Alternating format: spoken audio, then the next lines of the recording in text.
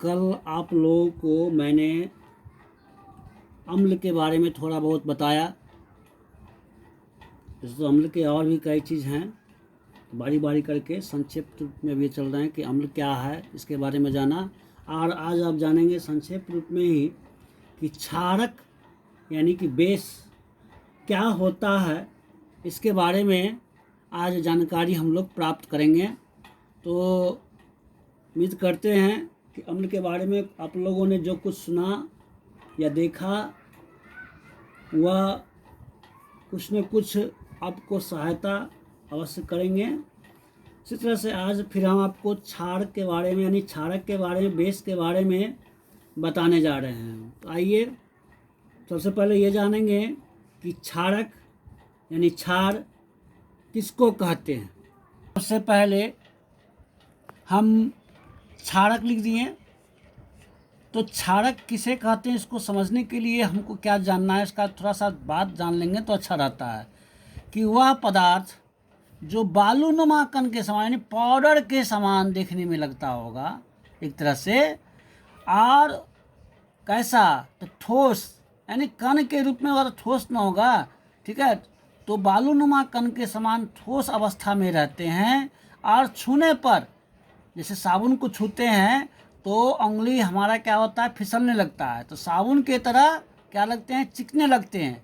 और जीभ पर रखें तो उसका स्वाद कैसा लगेगा, कड़वा। कड़वा का मतलब ये मत समझ लीजिएगा कि मिर्चाई के समान तीखा लगेगा, सो नहीं। कठिन जैसा लगता है, कठिन बुझते हैं ना, जैसे जीभ जो है जाएगा कि मोटा हो गया, इस तरह का। तो कड़वा स्वाद कैसा होता है, कड़वा होता है। इस तरह के पदार्थ को ही क्या कहते हैं हम लोग, क्षारक कहते हैं। क्या कहते हैं, क्षारक कहते हैं। फिर से दोहरा दें, वह पदार्थ जो बालूनुमा कण के समान ठोस अवस्था में रहते हैं और छूने पर साबुन की तरह चिकने लगते हैं, वह उसका स्वाद क्या होता है, कड़वा होता है। तो उसे ही हम लोग क्या कहते हैं, क्षारक कहते हैं। इस संबंध में जिस तरह से अम्ल के बारे में रॉबर्ट बॉयल ने कहा था, उसी तरह से रॉबर्ट बॉयल ने क्षार के बारे में बताया। क्या बताया, पहला चीज कि क्षार में चिकनाहटपन का गुण यानी फिसलन का गुण होता है, ठीक है। फिर कहा कि नहीं, स्वाद में कड़वा भी होता है, ये भी सही है। तीसरा उन्होंने कहा कि प्रकृति में ये संक्षारक के रूप में होते हैं। देखिए जैसे जिंक है, जिंक अगर ऑक्सीजन के संपर्क में आया तो क्या बन जाएगा, जिंक ऑक्साइड बन जाएगा, यानी कि क्षारक बन जाएगा, ये संक्षारक हो गया, ठीक है। कहने का मतलब जैसे ही प्रकृति में कोई भी चीज़ ऑक्सीजन के संपर्क में आएगा तो वह क्षारीय रूप धारण कर लेगा, उसी को क्या कहा जाता है, संक्षारक कहा जाता है, ठीक है। तो इसको सही करने के लिए हम लोग क्या करते हैं, इधर लगा देते हैं तो सही हो गया, ठीक है।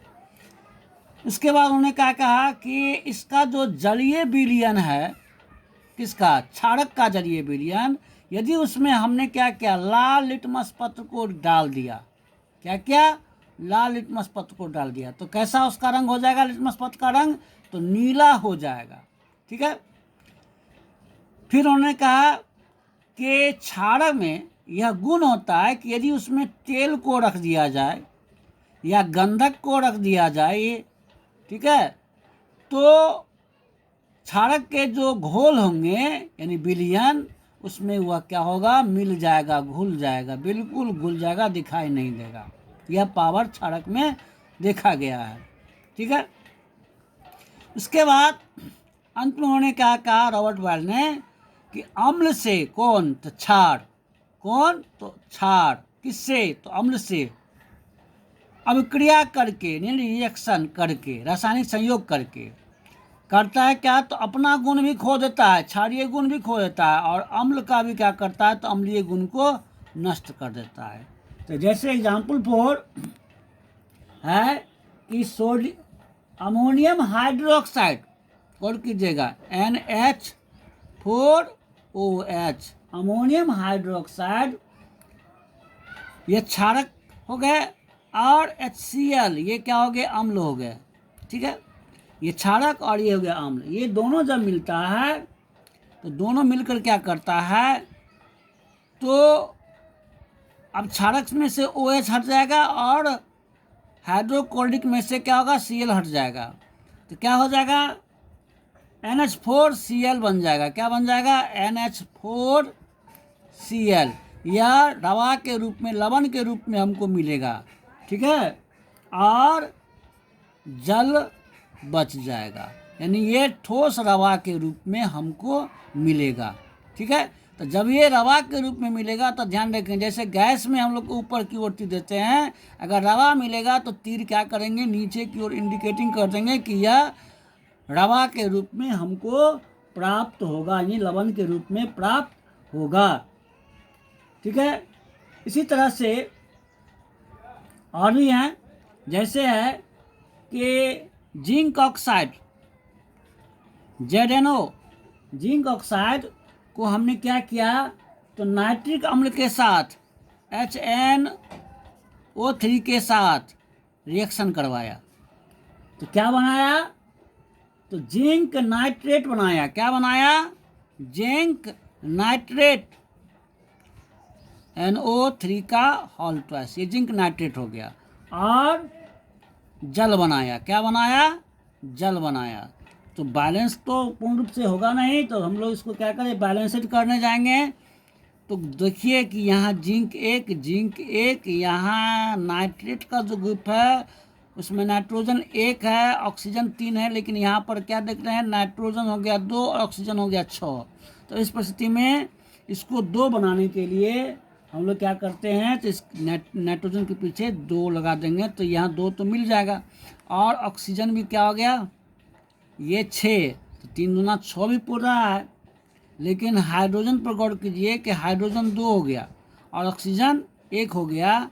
तब ऐसी परिस्थिति में यहाँ क्या हो जाएगा कि 2 लग जाएगा, तब ये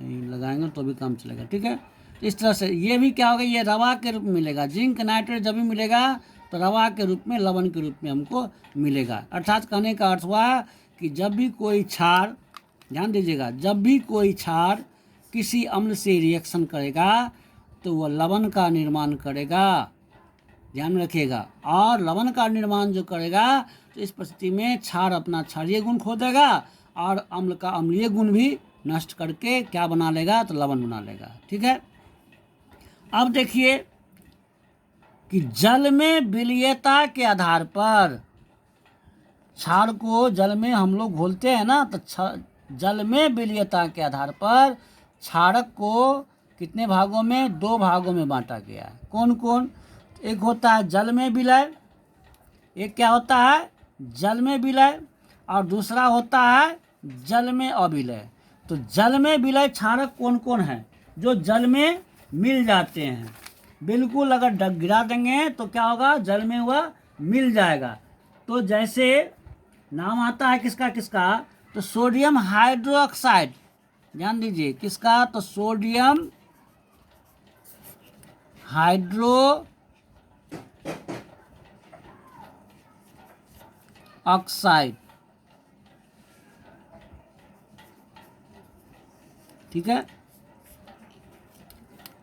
इसका सूत्र क्या होता है, NaOH। इसका सूत्र क्या होता है, NaOH। इस तरह से और भी हैं, जैसे पोटेशियम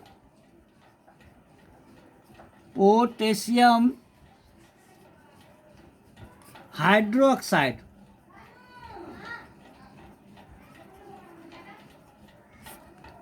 इसका सूत्र क्या होता है, तो KOH। इसका सूत्र क्या होता है, KOH। इसी तरह से एक और है, इसका नाम बता रहे हैं, अमोनियम हाइड्रोक्साइड। ये भी जल में क्या है, तो बिल्कुल मिल जाते हैं। इसका सूत्र क्या होता है, तो NH4OH।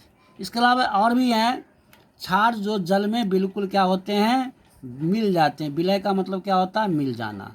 ठीक है, और कुछ क्षारक ऐसे होते हैं जो जल में बिल्कुल नहीं मिलते हैं। तो वे कौन कौन से क्षारक हैं जो जल में जल्दी नहीं मिलते हैं। तो कम से कम एक आध का नाम जानना भी जरूरी होता है, जैसे एल्युमिनियम ऑक्साइड, एल्यूमिनियम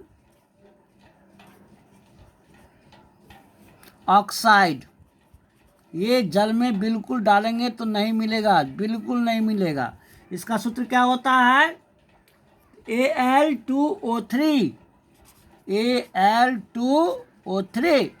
इसी तरह से जिंक ऑक्साइड, जिंक ऑक्साइड, इसको भी अगर आप जल में मिलावेंगे, जो आप देखते होंगे जंग जिसको कहते हैं, उसी का नाम है जिंक ऑक्साइड। इसका सूत्र क्या होता है? ZnO। ठीक है। एक और देखिए, एक का नाम है फेरिक ऑक्साइड, नाम से ही फेरस, फेरिक ऑक्साइड। इसको भी जल में अगर मिलावेंगे तो नहीं मिलेगा, या उसमें नीचे पेंदी में क्या होता है? बैठ जाता है। इसका सूत्र क्या है? Fe2O3, यानी फेरिक ऑक्साइड। इस तरह से कहने का अर्थ हुआ कि कुछ क्षारक ऐसे होते हैं जो बिल्कुल जल में मिल जाते हैं, कुछ क्षारक ऐसे होते हैं जिसको अगर जल में घोलना भी चाहे तो नहीं घुलेगा। वो होगा क्या? पेंदी यानी जल में, यानी बर्तन में, जल के यानी बर्तन के निचली सतह में यानी पेंदी में जमा हो जाते हैं। तो इस तरह से क्षारक कितने प्रकार के हो गए? 2 प्रकार के, एक जल में विलय और दूसरा जल में अविलय। अब हम बात करेंगे कि कुछ ऐसे भी क्षारक हैं जिनका हिंदी नाम दे दिया जाता है, तो छात्र जो हैं बिल्कुल घबरा जाते हैं कि क्या इसका संकेत होगा, क्या इसका अनुसूत्र होगा, क्या इसका रासायनिक नाम है। तो मैं उन्हें कुछ का मैं बता रहा हूँ, जैसे आप देखेंगे, ध्यान देंगे। अब देखिए, हमने यहाँ लिख दिया कि कुछ प्रमुख क्षारक, जैसे है, मैंने क्या लिखा? कली चूना। ठीक है। इसका नाम क्या है? इसका नाम है कैल्शियम ऑक्साइड। रासायनिक नाम क्या है? Calcium oxide. ठीक है। इसका सूत्र क्या होगा? CaO। इसका सूत्र क्या होगा? CaO। ये हो गया कैल्शियम ऑक्साइड। उसके बाद है भखरा चूना। भखरा चूना का रासायनिक नाम calcium hydroxide, calcium hydroxide.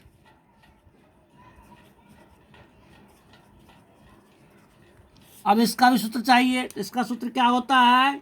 CaOH का होल ट्वाइस, CaOH का होल ट्वाइस। इसी तरह से देखिए कास्टिक सोडा। ठीक है। कास्टिक सोडा का रासायनिक नाम क्या है? तो सोडियम हाइड्रोक्साइड।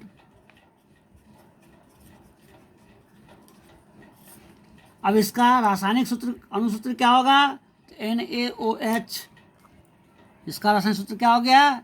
NaOH। अब देखिए कास्टिक पोटास, इसका नाम क्या है? Potassium, potassium, potassium hydroxide.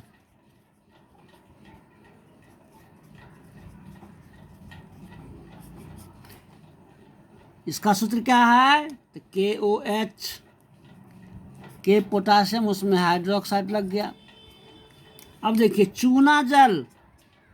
चूना जल का रासायनिक नाम क्या है? तो कैल्शियम हाइड्रोक्साइड, कैल्शियम हाइड्रोक्साइड। जैसे भखरा चूना का नाम है, वैसे इसका भी नाम है क्या? तो कैल्शियम हाइड्रो ऑक्साइड। कभी कभी छात्र मिस्टेक कर जाते हैं, इसलिए मैंने लिख दिया भखरा चूना और चूना जल। इसका भी सूत्र वही होगा जो आप यहाँ देख रहे हैं। तो इसका सूत्र हो गया CaOH का होल ट्वाइस। अब एक है मिल्क ऑफ मैग्नीशिया। इसका रासायनिक नाम क्या है? तो मैग्नीशियम हाइड्रोक्साइड। जैसे मैग्नीशियम सुना तो क्या हो गया? Magnesium hydroxide.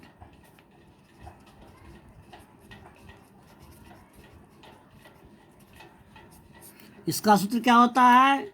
MgOH का होल ट्वाइस, MgOH का होल ट्वाइस। इस तरह से ऑब्जेक्टिव में कभी कभी दे देता है कि जैसे हिंदी नाम दे दिया, अब कहा इसका अनुसूत्र बताओ, तो ध्यान रखना है। हिंदी नाम दे दिया, कहा इसका रासायनिक नाम बताओ, तो ये भी ध्यान में रखना है, इसलिए मैंने आप लोग को कुछ बता दिया है।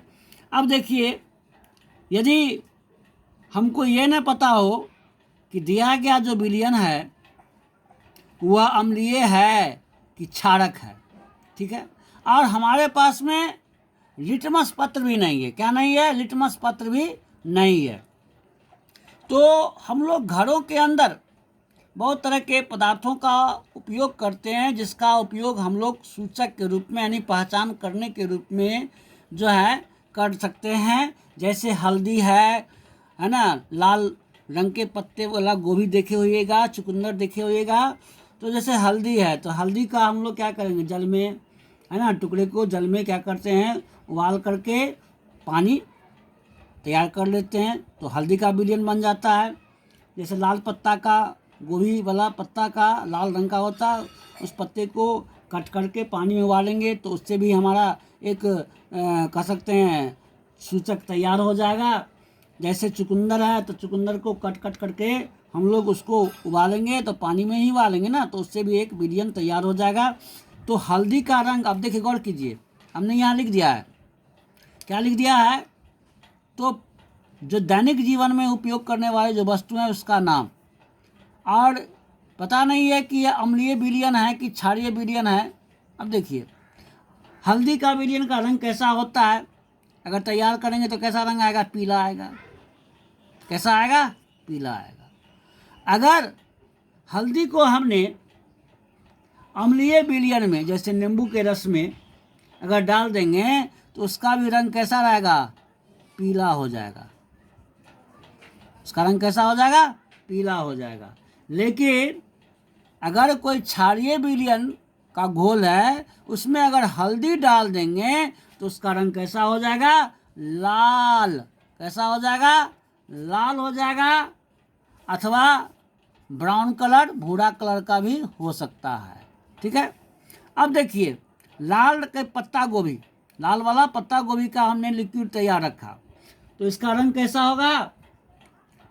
कोई कोई का लाल भी रंग तैयार हो जाता है और कोई कोई का बैगनी कलर भी तैयार हो जाता है। दो कलर में ये हो सकते हैं। कभी कभी मार्केट में जो है ना बैगनी कलर का पत्ता गोभी देखने में तैयार होगा, तो उससे अगर तैयार करेंगे तो बैगनी रंग बनेगा। अगर लाल रंग का पत्ता होगा तो लाल रंग का विलयन हमको पास तैयार रहेगा।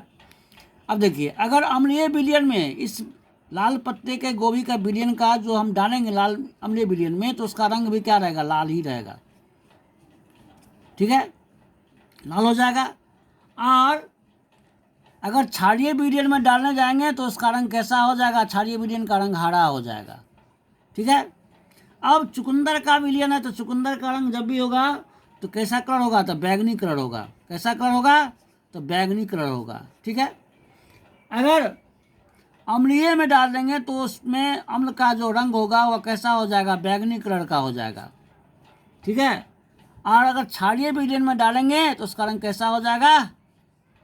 पीला हो जाएगा। इस तरह से हम लोग सामान्य रूप से घर के अंदर जो भी वस्तु है उसका भी हम लोग अम्ल और क्षार की पहचान करने के लिए उसका हम लोग विलयन तैयार करके अगर हम प्रयोग करेंगे तो यह चीज़ हमें ध्यान में रखने होगा कि अगर हल्दी का विलयन हमारे पास में है और दिया गया जो विलयन है वो अम्लीय है कि क्षारीय है, इसकी पहचान नहीं हो रही है, तो जैसे ही हम उस हल्दी के विलयन को अम्लीय विलयन में डालेंगे तो अम्लीय विलयन का रंग कैसा हो जाएगा? पीला हो जाएगा। जैसे ही पीला हो जाएगा तो इसका मतलब क्या हो गया? अम्लीय विलयन हो गया। अगर बाई वेग हमने उस जलीय विलयन में हल्दी का विलयन को डाला और उसका रंग कैसा हो गया? ब्राउन हो गया या रेड हो गया, तो हम समझ जाएंगे कि दिया गया जो क्षारीय विलयन, वह जो विलयन है वह कैसा है? तो क्षारीय है, ठीक है। कभी कभी ये प्रयोगशाला मेथड की विधि है, इसलिए आपको बता रहे हैं कि ये प्रयोगशाला मेथड में ये सब चीज़ काम आते हैं। ठीक है, जैसे अब मान कर चलिए हमारे पास में चुकंदर, प्रायः घर में चुकंदर लोग सलाद बना के खाते हैं, तो चुकंदर का हमने अगर घोल तैयार रखा, मैंने विलयन तैयार रखा, और हमको दिया गया जो विलयन में पता करना है कि अम्लीय है कि क्षारीय। अगर हमने उस विलयन में डाला, किसको, चुकंदर के विलयन को डाला, तो अगर उसका रंग बैगनी हो जाए, विलयन का रंग कैसा हो गया, बैगनी कलर का हो गया, तो समझ जाएंगे क्या कि अम्लीय विलयन है। अगर दिए गए विलयन में अगर हमने चुकंदर के विलयन को डाला, उसका रंग, विलयन का रंग कैसा हो गया, पीला हो गया, तो समझ जाएंगे कि दिया गया विलयन क्या हो गया, क्षारीय विलयन हुआ। इस तरह से हम लोग, है ना, घर के अंदर जो भी वस्तु है उसका सूचक के रूप में उपयोग करके किसी भी विलयन का पहचान कर सकते हैं कि अम्लीय है कि क्षारीय। ये तो घर की बात हुई। थोड़ा हम प्रयोगशाला में चले, लेबोरेटरी में चले, तो लेबोरेटरी में जो सूचक का प्रयोग करते हैं वह क्या कहलाता है, तो संश्लेषित सूचक। नाम क्या है, संश्लेषित मीन्स क्या, मानव द्वारा निर्मित किया गया सूचक, इसलिए इसका नाम क्या पड़ा, संश्लेषित सूचक। जिसमें हम दो सूचक की बात करेंगे, एक मिथाइल ऑरेंज और दूसरा फेनोल्फिथीन। अब देखिए दिया गया जो विलयन है, 3 तरह के विलयन की बात करेंगे आप प्रयोगशाला में। किसका किसका, एक अम्लीय विलयन का, एक उदासीन विलयन का, और अंत में क्षारकीय विलयन का।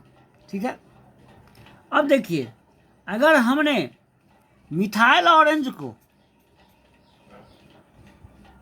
मैंने दिए गए विलयन में डाल दिए, और यदि विलयन का रंग क्या हो गया, रेड हो गया, क्या हो गया, रेड हो गया, तो समझ जाएंगे कि दिया गया विलयन अम्लीय है। और यदि दिए गए विलयन का रंग क्या हो जाए, नारंगी कलर का हो जाए, क्या हो जाए, नारंगी कलर का हो जाए, तो समझ जाएंगे कि दिया गया विलयन उदासीन है। अगर उसका रंग पीला हो गया तो समझ जाएंगे कि क्या हुआ, क्षारकीय विलयन है, क्षार वाला विलयन है। उसी तरह से फेनोल्फिथीन की बात करें तो यदि हमने विलयन में डाला तो उसके रंग में कोई परिवर्तन नहीं हुआ, यानी रंगहीन मीन्स उसके रंग में कोई बनावट, कोई कलर नहीं आ गया। तो कोई कलर नहीं आया कब, तो फेनोल्फिथीन डालने पर रंग में परिवर्तन नहीं हुआ, तो क्या समझेंगे कि अम्लीय विलयन है। ठीक है, यह भी अगर हम डालें, यहाँ भी डाल दिए तो रंगहीन ही नज़र आया, तो समझ सकते हैं कि उदासीन है। ठीक है, अगर बायदी वेग अगर डाले उसका रंग कैसा हो गया, गुलाबी हो गया, विलयन का रंग कैसा हो गया, गुलाबी हो गया, तो समझ जाएंगे कि क्षारकीय विलयन है। लेकिन अब यहाँ क्या देख रहे हैं कि दो परिस्थितियों में हमको रंगहीन नजर आया, किसके डालने पर, तो फेनोल्फिथीन के डालने पर, इसके डालने पर। तो इसका प्रयोग जल्दी लोग प्रयोगशाला में नहीं करते हैं, मुख्य रूप से मिथाइल ऑरेंज का ही प्रयोग करते हैं, जिससे कि पहचाना जा सके कि यह दिया गया विलयन अम्लीय है, उदासीन है या क्षारकीय है। क्योंकि आसानी से ये दिखाया जाता है कि अगर अम्लीय होगा तो उसका रंग लाल हो जाएगा, दिया गया विलयन अगर अम्लीय होगा, मिथाइल ऑरेंज को डालेंगे तो उसका रंग लाल हो जाएगा। अगर दिया गया विलयन उदासीन है और उसमें अगर मिथाइल ऑरेंज डालेंगे तो उसका रंग नारंगी हो जाएगा, ऑरेंज कलर का हो जाएगा, तो समझ जाएंगे कि यह उदासीन है। यदि दिया गया विलयन मिथाइल ऑरेंज के डालने पर पीला हो गया तो समझ जाएंगे कि क्षारकीय विलयन है। तो प्रयोगशाला में मुख्य रूप से, है ना, मिथाइल ऑरेंज का ही सूचक के रूप में प्रयोग किया जाता है। ठीक है, अब कल आप लोगों को मैं आने वाले समय में आप लोगों को अम्ल का कुछ रासायनिक गुणधर्म बताएंगे या क्षार का कुछ रासायनिक गुणधर्म बताएंगे। ठीक है, तो इसके ज़्यादा समझ लेंगे। ठीक है, धन्यवाद।